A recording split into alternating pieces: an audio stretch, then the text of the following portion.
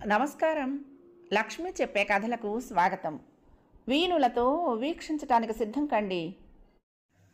ప్రియ సఖులు, ఇప్పుడు మనం ప్రముఖ హాస్య కథా రచయిత శ్రీ వారణాసి సుధాకర్ గారు రచించిన అమెరికాలో క్షవర కళ్యాణ యోగం అనే చక్కటి హాస్య కథను విందామండి.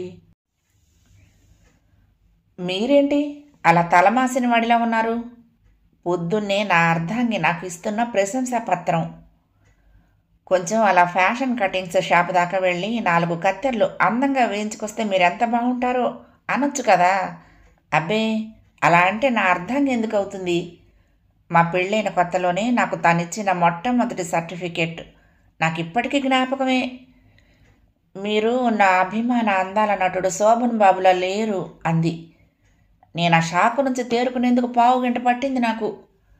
అదే ఇంకొకళ్ళు అయ్యుంటే వెంటనే నువ్వు నా అభిమాన అసమాన అందాల ఆరాధ్య అతిలోక సుందరి శ్రీదేవిలో ఉన్నావా అని రిటార్ట్ పడిపోయేదే. కానీ పెళ్ళైన కొత్తల్లోనే మన మాటంతా గుప్పించేస్తే అవక ఆలస్యంగా అయిన పెళ్ళి మజా కాస్త అటెక్కిపోతుందని భావించి, అమ్మాయి ఏమిటో శోభన్ బాబును నాలాగా ఉండమని చూద్దాం అని శోభన్ బాబును మిమిక్రీ చేశాను. అది ఏ భావమో తెలియని ఎక్స్ప్రెషన్ ఒకటి ఇచ్చి ఆమె లోపలికి వెళ్ళిపోయింది. ప్రస్తుతం అమెరికాలో క్షవర కళ్యాణ యోగం ఘట్టంలో ఉన్నాం కదా. ఈవిడితో ఇదేమన్నా మనవురా? ఎప్పుడు పడితే అప్పుడు లుంగీ మీద స్కూటీ ఎక్కి వెళ్ళిపోయి డిప్ప కొట్టించుకురావటానికి. ఇది అమెరికా. ఇక్కడ చాలామందికి కాల్ షీట్లు ఖాళీ ఉండాలి.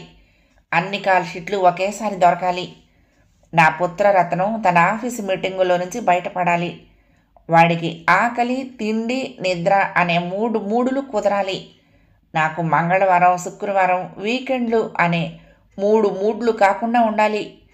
అక్కడ ఫ్యాషన్ కట్స్లో నాకు డిప్ప కటింగ్ చేసే స్త్రీమూర్తికి తీరిక ఉండాలి. ఆవిడ అపాయింట్మెంట్ దొరకాలి. అప్పుడు కదా నాకు 3 నెలలకు ఒకసారి జరిగే క్షవర కళ్యాణానికి సుముహూర్తం అని శివాజీ గణేషన్ గుక్క తిప్పుకోకుండా చెప్పే తమిళ డైలాగులాగా చెప్పేసి రొప్పటం మొదలుపెట్టాను. అబ్బో, ఇంతోటి నెత్తి మీద ఉన్న 4 వరి నాట్లకి అంత పెద్ద పెద్ద డైలాగులు ఎందుకులేండి. ఇదిగో కాస్త మంచినీళ్ళు తాగండి అని మంచినీళ్ళ గ్లాస్ అందించింది. అవునులే, అలాగే ఉంటుంది.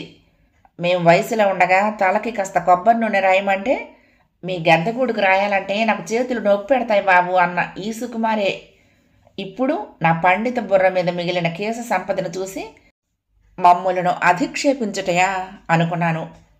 ఎందుకైనా మంచిదని నిలువుట అద్దం ముందు నుంచుని ఇంకొక అద్దం తల వెనుక పెట్టి చూస్తే ఏ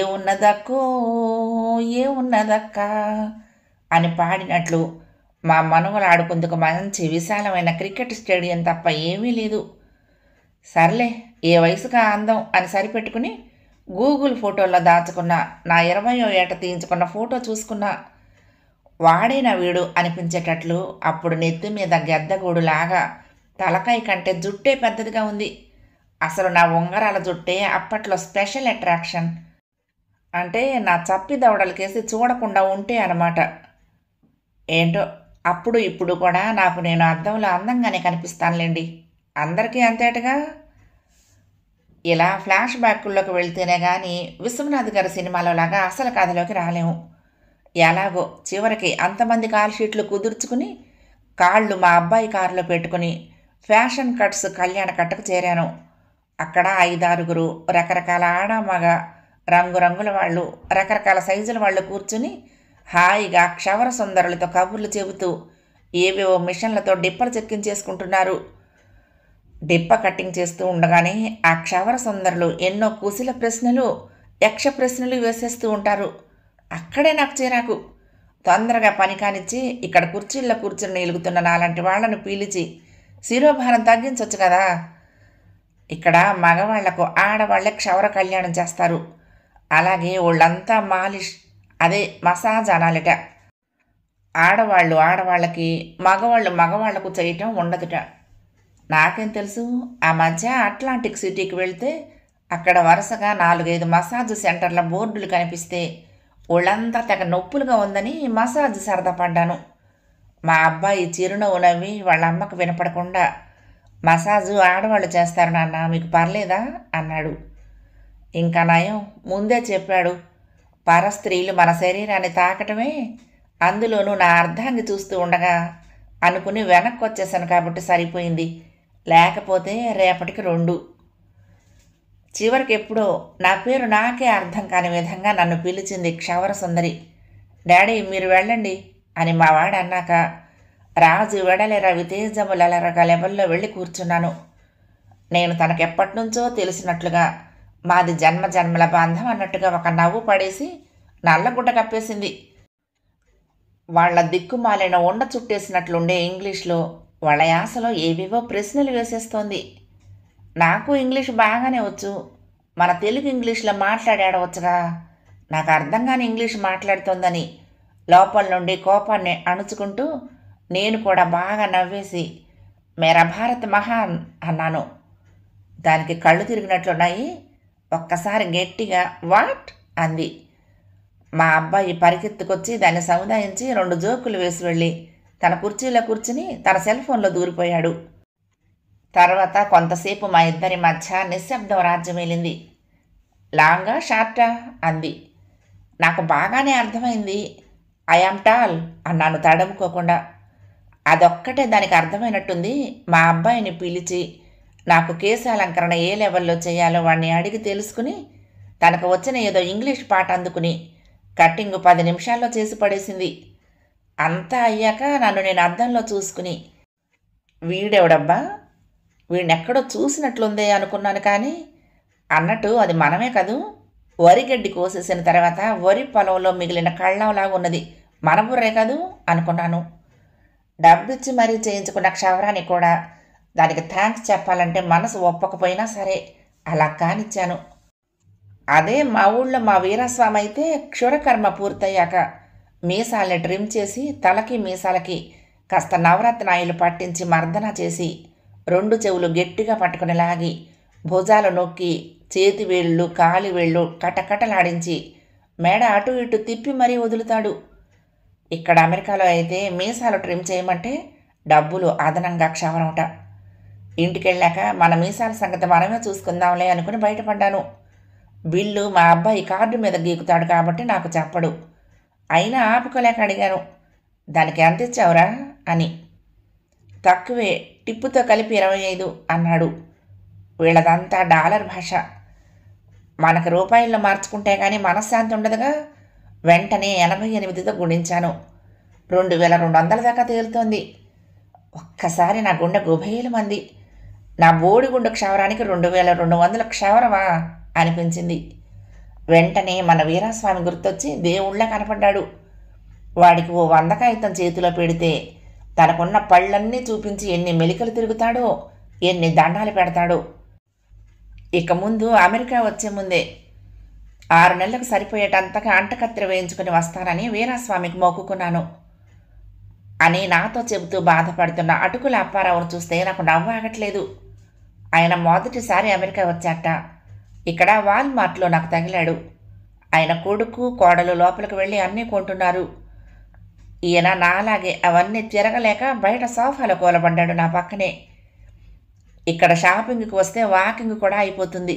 2 in 1 అన్నమాట. తిరుమలలో 3 మాడవీధులు తిరిగినట్లే. అప్పారావును పరిశీలించి చూస్తే డిప్ప కట్టింగ్తో పీకే సినిమాలో అమీర్ ఖాన్ లాగా 2 చెవులు బయటకు తోసుకొచ్చి మధ్యలో గండుపిల్లి మొహంతో కనపడుతున్నాడు. నా దృష్టిలో మన ముఖ అవకరాలను కప్పెట్టేవి తలకట్టు మీసకట్టు అయితే, మన శరీర అవకరాలను దాచిపెట్టేవి మన బట్టలు, వాటిని కుట్టించుకునే విధానం.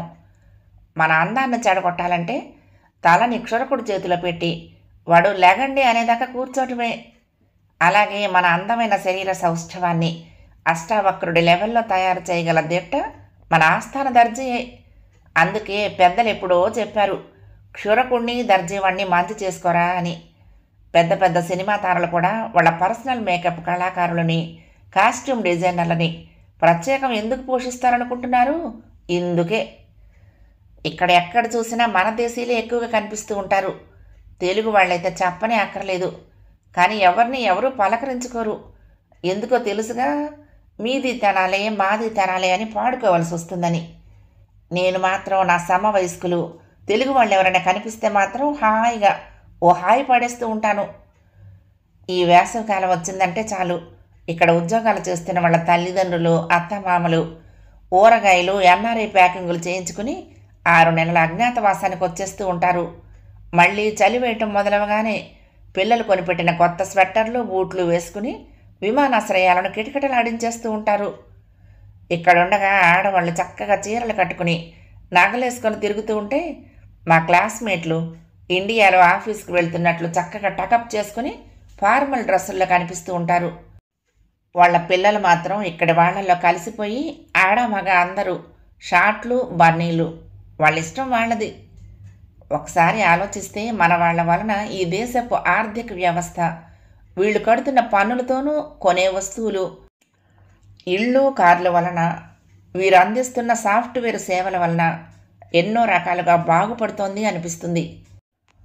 మన ఇండియా ఆర్థిక వ్యవస్థ కూడా ఇక్కడ వాళ్ళు డాలర్ల రూపంలో పంపిస్తున్న విదేశీ మారక ద్రవ్యం వల్ల చాలా లాభపడుతోందని, మధ్యతరగతి వాళ్ళ గతి మార్చేసిందని చెప్పాలి. మేరా భారత్ మహాన్. కథ సమాప్తం.